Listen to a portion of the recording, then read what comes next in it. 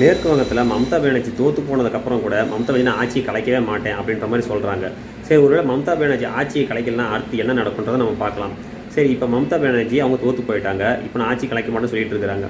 இப்போ ஆளுங்கட்சியான பாஜக என்ன செய்யும் அப்படின்னா, முதல்ல ஆளுநர்கிட்ட முறையிடும். ஆளுநர்கிட்ட எப்படின்னா, நாங்கள் வந்து இத்தனை எம்எல்ஏக்கள் ஜெயிச்சிருக்கோம், எங்களுக்கு வந்து பார்த்தீங்கன்னா நீங்கள் ஆட்சி தரணும் அப்படின்னு ஆளுநர்கிட்ட சொல்லுவாங்க. அப்போது ஆளுநர் வந்து எத்தனை கூட்டணியில் எத்தனை பேர் ஜெயிச்சிருக்காங்க அப்படின்றத சரி பார்த்து, ஒருவேளை அவங்களுக்கு அதிக மெஜாரிட்டி இருந்தால் சரி நீங்கள் ஆட்சி அமைங்க அப்படின்னு சொல்லிடுவாங்க.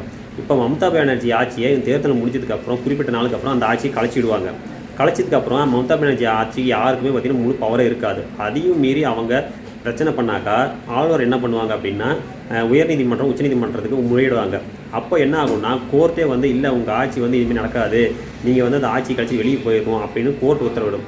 இது எல்லாத்தையும் மீறி மம்தா பானர்ஜி மறுபடியும் பிரச்சனை பண்ணாக்கா அவங்க நிச்சயம் கைது செய்யப்படுவாங்க. அவங்க மட்டும் இல்லாமல் அவங்க கூட இருக்கிற எம்எல்ஏ மந்திரி எல்லாரையும் பற்றி கைது செய்யப்படுவாங்க. ஏன்னா ஒரு ஆட்சி நடந்ததுக்கப்புறம் தோத்துட்டாக்கா இந்த மாதிரி ராஜினாமா பண்ண மாட்டேன் அப்படின்னு சொல்கிறதுக்கு வழியே இல்லை. அவங்க நேராக வந்து நீதிமன்றம் தான் செய்ய முடியும். நீதிமன்றத்துக்கு போகாமல் இல்லை நான் ஆட்சி கலைக்க மாட்டேன் அப்படின்னு சொன்னாக்கா கண்டிப்பாக அந்த ஆட்சியை கலைக்கிறதுக்கும் அவனை கைது பண்ண சொல்கிறதுக்கும் ஆளுநருக்கும் முழு தகுதியும் இருக்குது. ஏன்னா ஆளுநருக்கு தான் வந்து பார்த்திங்கன்னா இப்போதைக்கு முழு பவர் இருக்குது. தேர்தல் நேரத்தில் எப்பயுமே ஆளுநருக்கு அதிக பவர் இருக்கும். அதை வச்சு பாஜக என்ன பண்ணுன்னா, எங்களுக்கு இந்த ஆட்சி அமைக்க அதிகாரம் கொடுங்கன்னு சொல்லி பாஜக அவங்ககிட்ட முறையிடும். ஆளுநர் என்ன பண்ணுவாங்கன்னா மம்தா பானர்ஜி ஆட்சி கலைச்சிடுவாங்க. அதுதான் இப்போ நடக்க போகுது.